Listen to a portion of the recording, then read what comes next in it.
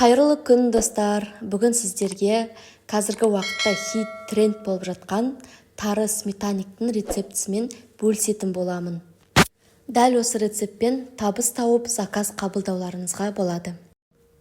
Алдымен бізге 50 грамм тары керек болады. Оған ыстық сүтімізді құйып, бұқтырып қоятын боламыз.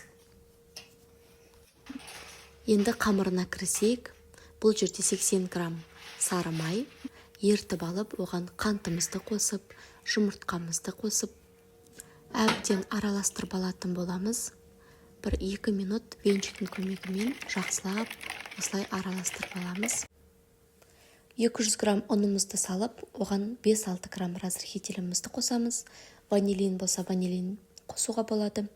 Енді осының барлығын венчикпен араластырып, одан кейін қолмен қамырымызды илеп алатын боламыз.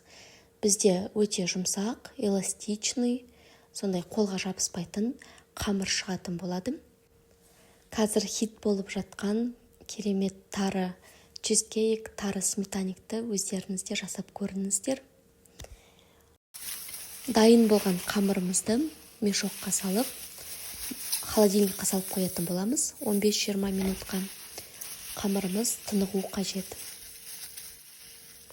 Енді форманы осылай дайындап аламыз. Мен өзім ұн себемін. Сол кезде жабыспай, пирог әдемі түсетін болады. Енді дайын болған қамырымызды осылай жайып шығатын боламыз жан-жағына. Бұл жерде мен жаңағы айырмен, яғни вилкамен де қолданамын. Жан-жағын осылай бекітіп, орталарын тесіп шығатын боламын. Піскен кезде жақсы ауа кіреді.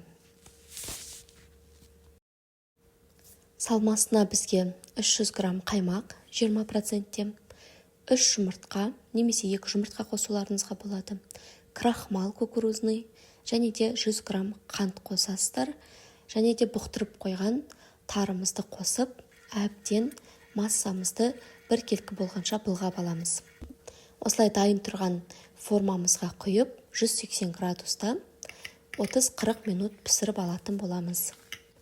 Қарапайым сметаниктарға қарағанда бұл жерде тарының дәмі ерекше, бір керемет дәм беріп тұрады.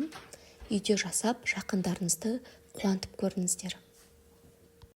Рецепт ұнаған жағдайда каналыма подписка жасап, комментарий жазып, лайк қойып кетіңіздер.